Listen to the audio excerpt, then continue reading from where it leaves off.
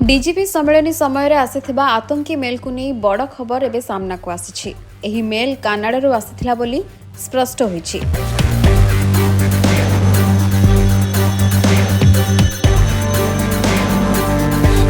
IP address जांच बेले संपर्क में सूचना मिली आसीथिबा धमकपूर्ण ऑडियो रेकर्ड मध्य देश बाहर आछि, जहाको इंटरनेट आप जरिया प्रस्तुत करा जायथिला।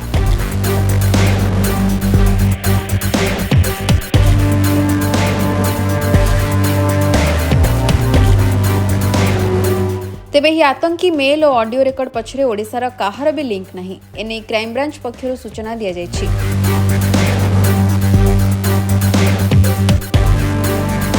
पुलिस डीजी सम्मेलन बेले खलिस्तानी आतंकवादी पन्नूर मेल आसीथिला।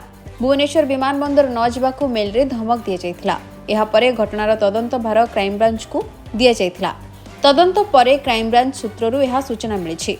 गत नवेम्बर 29 और डिसेम्बर 1 रे भुवनेश्वर 2 दुनिया जीडीपी सम्मेलन बेले होइथिला ही घटना।